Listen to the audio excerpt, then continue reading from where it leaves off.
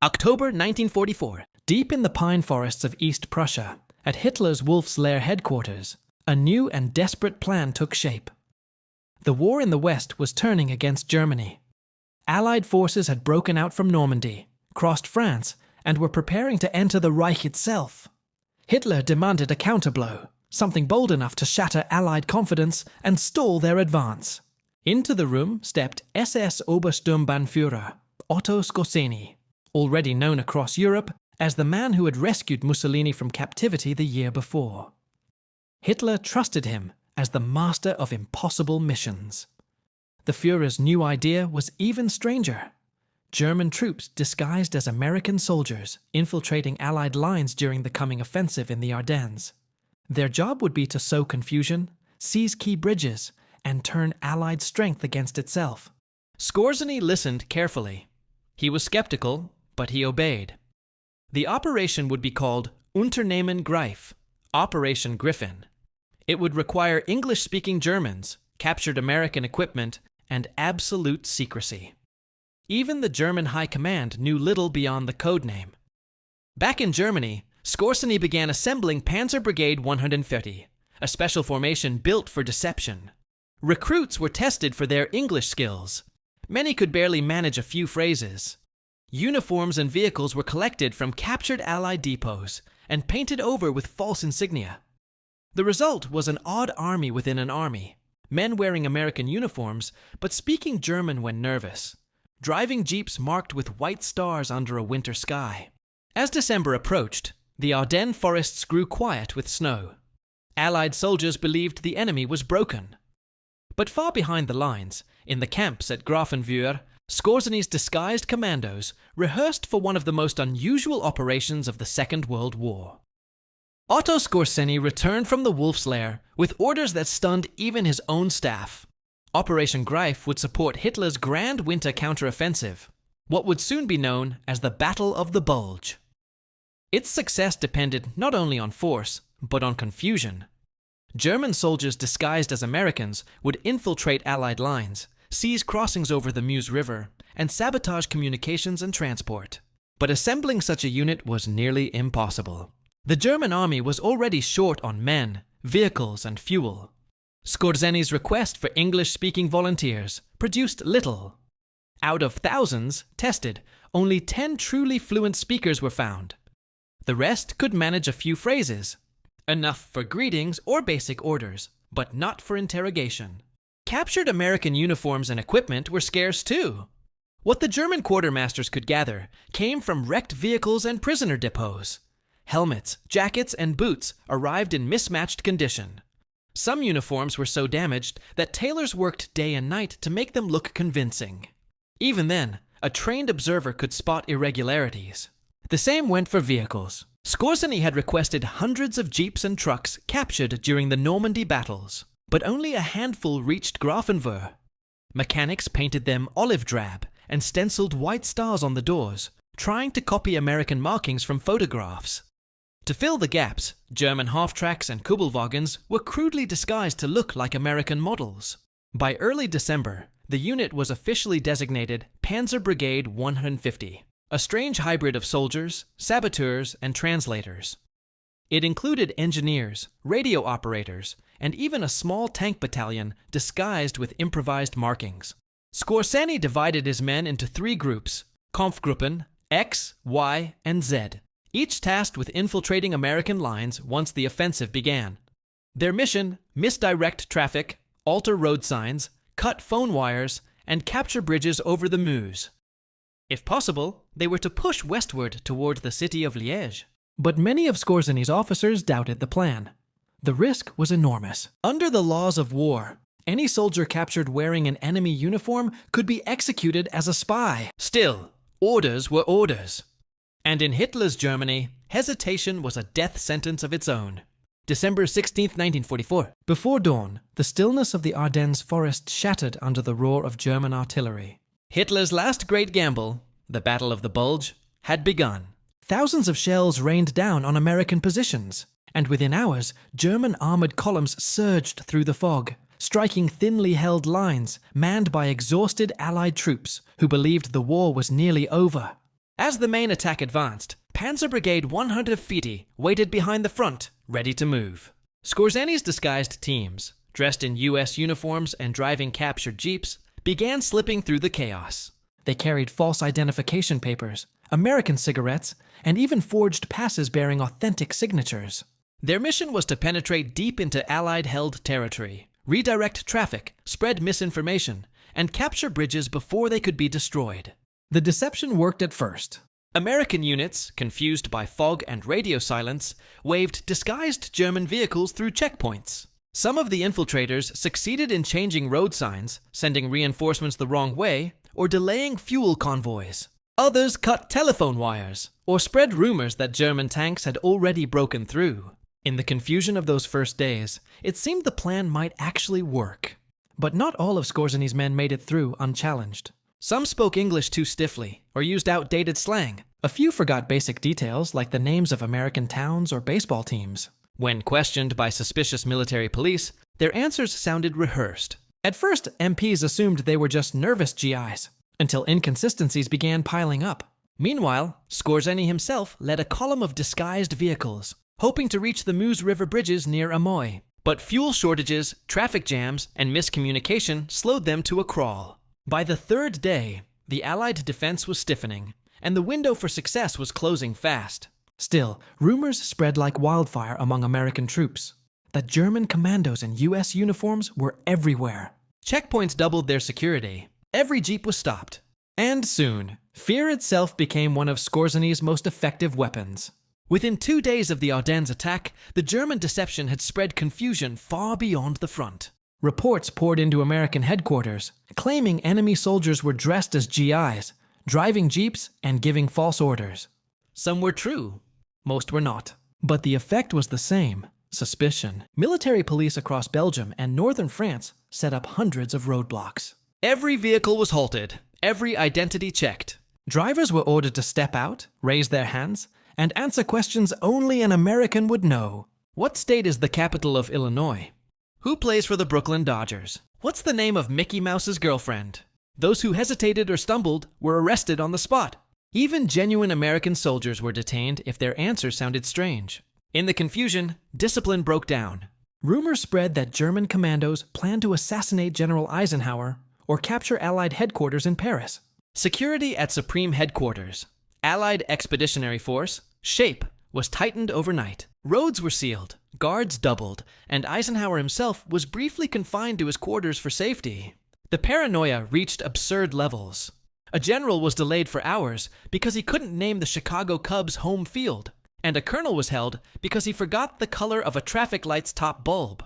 Meanwhile, Skorzeny's men were still at work. Some managed to reverse signposts or misdirect entire columns. A few cut telephone lines linking divisions to their core, but the majority were now trapped behind tightening security lines. MPs, suspicious of every jeep, began searching for inconsistencies in uniform stitching, weapon serial numbers, and even the way soldiers pronounced American slang.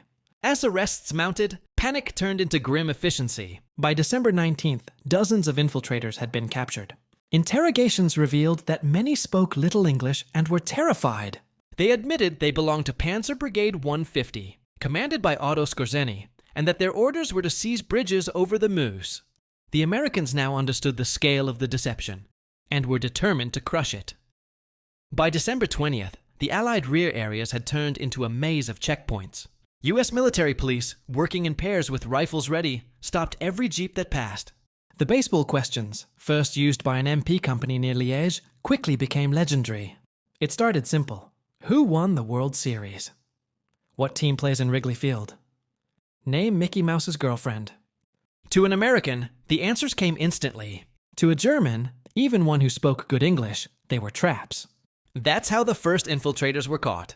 A jeep of supposed GIs answered that the Yankees had beaten the Red Sox that year. They were wrong. It had been the St. Louis Cardinals.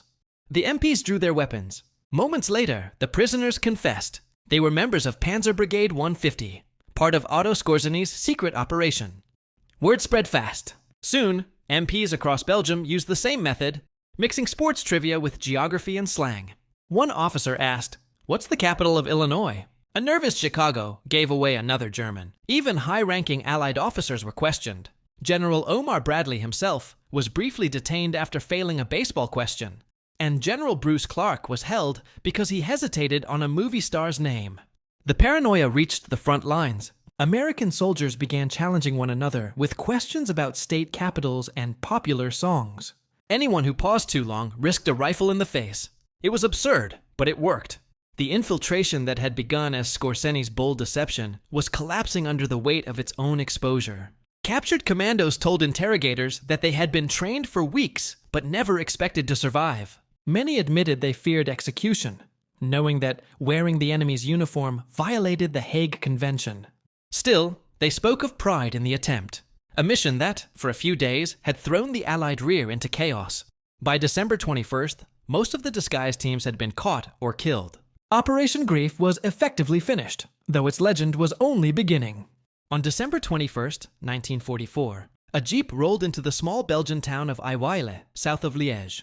Inside were 3 men in U.S. uniforms: Sergeant Manfred Pernas, Gunther Billing, and Wilhelm Schmidt. They carried American weapons, spoke passable English, and claimed they were members of the 5th U.S. Armored Division. But something was wrong. An American patrol noticed their jeep had unusual tire treads, German manufacture. The soldiers also saw that the driver's boots weren't standard issue. When questioned, the men hesitated, mixing British and American slang. Asked to name the capital of a U.S. state, they answered with a European city. Moments later, they were surrounded and disarmed. Interrogation revealed everything. They were part of Panzer Brigade 150, one of the disguised units sent ahead during the opening days of the Battle of the Bulge. Their mission had been to seize the bridge at Meuse, 20 miles to the northwest, but confusion and Allied resistance had forced them off course. Lost, low on fuel, and exhausted, they were trying to find a way back to German lines when captured. Documents found in their jeep, maps, radio codes, and orders written partly in German, confirmed Allied fears. This was no rumor. Enemy soldiers had indeed been moving freely in American uniforms. The discovery reached headquarters within hours, and security was tightened further across Belgium. For Pernas, Billing, and Schmidt, the outcome was grim. Under the laws of war, they had committed an act of espionage by fighting an enemy uniform. They were transferred to a field court-martial, tried, and sentenced to death. At dawn on December 23rd, near the village of Henri-Chapelle, the 3 men faced a firing squad. They died without blindfolds. The first of 17 German commandos executed under Operation Greif. Their capture marked the turning point. From that moment, the Allies knew exactly what they were facing, and the last traces of Skorzeny's deception began to vanish. The capture and execution of the infiltrators at Henri-Chapelle didn't calm the Allies. It did the opposite. Word spread through the ranks that German soldiers had been caught disguised as GIs, driving jeeps and giving false orders. Now every soldier, every vehicle, and every officer was under suspicion. From the rear echelons to the front lines, checkpoints multiplied. Military police became the most feared figures on the roads. Their orders were strict: trust no one. Every driver was stopped, questioned, and searched. Even legitimate messengers carrying orders were sometimes detained until their identities could be verified. The paranoia reached a fever pitch. Rumors spread that Otto Skorzeny himself was leading a special team to assassinate General Eisenhower in Paris. Security around Supreme Headquarters in Versailles was increased to the highest level. Guards with submachine guns stood at every entrance. Roads were blocked with sandbags and barbed wire. Eisenhower's movements were restricted, and for several days, he remained inside his compound under heavy protection. Meanwhile, across Belgium, real soldiers faced humiliation. Officers were stopped and forced to answer questions about baseball, movie stars, and the names of state capitals. General Omar Bradley, one of the most senior American commanders, was detained briefly because he hesitated when asked who won the World Series. General Bruce Clarke was pulled from his jeep by MPs until his identity could be verified through headquarters. It was absurd and dangerous. In a war zone, seconds of hesitation could mean a gun drawn. The chaos caused by Operation Greif had achieved something remarkable. It made the most powerful army in the world distrust itself. Back at the front, the German offensive was losing momentum. Snow, fuel shortages, and Allied resistance slowed their advance. But in the rear, Skorzeny's deception still lingered. A psychological weapon far more effective than anyone expected. For weeks after the infiltrators were gone, American MPs continued to question drivers with baseball trivia and trick questions. Even when the front stabilized, the memory of those disguised Germans kept suspicion alive. While panic spread behind Allied lines, Otto Skorzeny was facing his own nightmare on the German side of the front. His Panzer Brigade 150 was supposed to spearhead the drive towards the Meuse River, capturing bridges before the Americans could destroy them. But the plan had unraveled almost immediately. Poor coordination, bad maps, and constant delays crippled the brigade's movement. German roads were clogged with traffic from other units rushing to the front. Fuel convoys were late, and many of the disguised vehicles broke down before they even reached the start line. When Skorzeny's column finally moved on December 17th, the element of surprise was already slipping away. The disguised jeeps that did make it across Allied lines created confusion, but not enough to open the way. Instead of taking bridges, they became isolated pockets of deception. The main armored thrusts under Sepp Dietrich's 6th SS Panzer Army and Manteuffel's 5th Panzer Army were slowed by fierce resistance and freezing weather. The roads through the Ardennes were narrow, icy, and clogged with wrecks. Skorzeny himself led a mixed force of German tanks disguised with American stars painted on their hulls. But their silhouettes gave them away. No camouflage could hide the shape of a panther or a king tiger. By December 21st, his men were exchanging fire with U.S. forces near Malmedy, and the disguise no longer mattered. The Meuse bridges remained firmly in Allied hands. Patton's Third Army was already pivoting north to relieve Bastogne, and the German offensive was losing momentum by the hour. Operation Greif had failed in its main objective. Yet Skorzeny's name continued to echo across Allied lines. American intelligence overestimated his strength, believing thousands of disguised Germans were still roaming behind them. In truth, Skorzeny commanded fewer than 150 men in the field. But the fear he created paralyzed movement across entire sectors for days. Even Hitler had believed the mission could turn the tide. Instead, it became one more symbol of desperation. A bold idea undone by lack of resources and the relentless pace of Allied recovery. By Christmas Eve, Skorzeny ordered what was left of Panzer Brigade 150 to withdraw. The American uniforms were buried or burned, and the survivors melted back into regular German units. Operation Greif was over. Its legend, however, was only beginning. At dawn on December 23, 1944, 3 German soldiers stood in a frozen field near the Belgian village of Henri-Chapelle. Their names were Manfred Pernas, Gunther Billing, and Wilhelm Schmidt, the infiltrators captured near Eiweiler just 2 days earlier. They were calm, resigned, and refused blindfolds. Behind them, an American firing squad waited for the order. The sentence was carried out under the laws of war. By wearing enemy uniforms while operating behind the lines, the men of Panzer Brigade 150 had been classified as spies rather than soldiers. The Hague Convention of 1907 was clear. Any combatant captured in disguise forfeited his right to protection as a prisoner of war. The punishment was death. Witnesses later recalled that the 3 men stood straight, hands bound, as the officer gave the command. A volley cracked through the winter air, and within seconds, it was over. The bodies were buried nearby, later reinterred at the Lommel German War Cemetery, where they still rest among thousands of others from the Battle of the Bulge. In the following days, more captured infiltrators faced the same fate. By the end of the month, 17 members of Operation Greif had been executed. Their trials were swift, their sentences final. The Americans made sure every unit knew what had happened, a message that any future deception would be met with zero mercy. Otto Skorzeny, far behind the lines, received the news with grim acceptance. He knew the risk from the start. Before the mission began, he had warned his men what would happen if they were caught. They had volunteered anyway, knowing that the chance of survival was slim. For the Allies, the executions brought both justice and relief. The infiltrators' deaths marked the symbolic end of the chaos that had haunted the rear lines for a week. But the fear they created lingered far longer. Every checkpoint, every identity check, every cautious glance between American soldiers carried the echo of those disguised men. At Henri-Chapelle, the snow covered the footprints by noon, and the war moved on. Yet the quiet field remained a reminder of how thin the line between soldier and spy had become in the winter of 1944. Operation Greif had failed on the battlefield, but in another sense it had succeeded beyond its design. For several weeks in December 1944, fear itself became the most effective German weapon. A few dozen infiltrators in stolen uniforms had forced the U.S. Army to turn its rear areas into armed fortresses and slow its own movement to a crawl. Convoys that once rolled freely now waited hours at roadblocks. Messengers carrying urgent orders were detained for questioning. Every soldier on leave risked being mistaken for an imposter. Entire regiments wasted precious time proving they were who they claimed to be. The front lines still fought the German advance, but behind them, suspicion fought everyone. Military police developed elaborate security routines. Officers carried coded identification cards and password lists that changed daily. Units created challenge and reply systems, simple phrases whispered between sentries to prove identity. Even so, accidents happened. In the confusion of darkness and exhaustion, nervous guards sometimes opened fire on friendly vehicles that failed to answer quickly enough. The psychological cost was immense.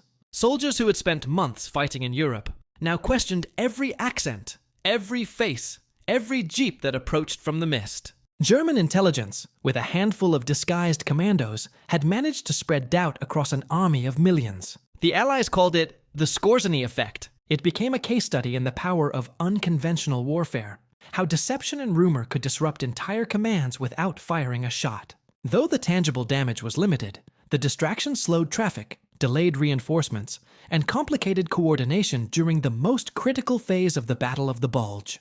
When the offensive finally collapsed in January 1945, American reports admitted what had happened. Only about 44 men from Skorzeny's unit had reached Allied lines, but their impact had touched 200,000 troops. Fear had multiplied their numbers 1,000-fold. Operation Greif proved that in modern war, confusion could be as deadly as bullets. It turned ordinary checkpoints into battlegrounds of trust, where knowledge of baseball and movie stars replaced rifles as weapons. The war ended in May 1945, but for Otto Skorzeny, another battle was just beginning. The battle to clear his name.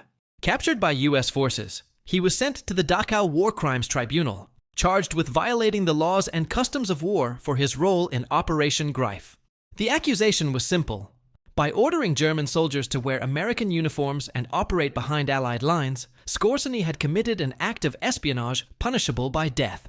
The trial opened in August 1947. Prosecutors presented the evidence, captured orders, testimony from Allied officers, and the confessions of German prisoners who admitted wearing U.S. uniforms. They argued that Skorzeny's deception had endangered lawful combatants and caused needless executions. The tribunal seemed poised to deliver another harsh verdict, similar to those given to other SS officers. But then came a surprising defense. Skorzeny claimed that his men had used American uniforms only for infiltration, not for combat. He insisted that once fighting began, the disguises were removed, and that his orders specifically forbade engaging in battle while wearing them. To support him, the defense called an unexpected witness, F.F.E. Yeo Thomas, a decorated British secret agent who had operated behind German lines during the war. Yeo Thomas testified that Allied commandos, including his own Special Operations Executive, SOE units, had also used enemy uniforms for reconnaissance. If that was considered legal, he argued, then Skorzeny could not be judged by a different standard. The courtroom fell silent. The precedent was clear. Deception had always been a part of warfare. It was the intent, not the disguise, that mattered. On September 9, 1947, the tribunal reached its verdict. Otto Skorzeny was acquitted of all charges. The judges concluded there was insufficient proof that his men had fought in American uniforms. He walked free after 2 years in custody, though he would remain under Allied observation for years to come. For many, the verdict was controversial. To some, Skorzeny was a criminal who had exploited chaos and fear. To others, he was a professional soldier following orders in an unconventional war. History would remember him as both. The face of a deception that had outlived the battle itself. Operation Greif ended in failure, but its shadow stretched far beyond the Ardennes. It proved that even in an age of tanks and bombers, deception and psychology could shake armies more deeply than firepower. A handful of men in stolen uniforms had caused one of the largest security breakdowns of the entire war. After the fighting ended, the Allied investigation traced every captured infiltrator and mapped Skorzeny's plan in detail. Records showed that only 44 German commandos had crossed the lines, yet their actions affected the movement of more than 200,000 American troops. Convoys were delayed, commanders detained, and entire divisions were forced to halt for security checks. For a week, rumor replaced intelligence. The lessons were immediate. Allied headquarters tightened identity procedures, established standardized passes, and began training soldiers in counter-infiltration awareness. The episode became a model for post-war doctrine on psychological warfare and special operations. Future armies would study Operation Greif not for its success, but for the fear it generated, a blueprint of how information itself could become a weapon. In Germany, Otto Skorzeny used his acquittal to build a reputation as a master of commando tactics. He published memoirs, lectured on unconventional warfare, and later worked as a consultant in Europe and the Middle East. His name remained controversial, admired by some soldiers, despised by others, but always associated with daring deception. For the Americans who had lived through it, the memory lingered. Veterans of the Battle of the Bulge remembered the roadblocks, the passwords, the sudden questions about baseball or movie stars. They remembered how easily trust had vanished. Today, the graves at Lommel Cemetery and the silent forests of the Ardennes mark where the story ended. The uniforms, the disguises, the fear, all are gone. But the lesson remains. In war, confusion can be as deadly as bullets, and the simplest question can unmask the most dangerous enemy. Operation Greif stands as one of World War II's strangest chapters, a mission that failed in its goal, yet succeeded in reminding the world that victory depends not only on strength, but on clarity, discipline, and truth.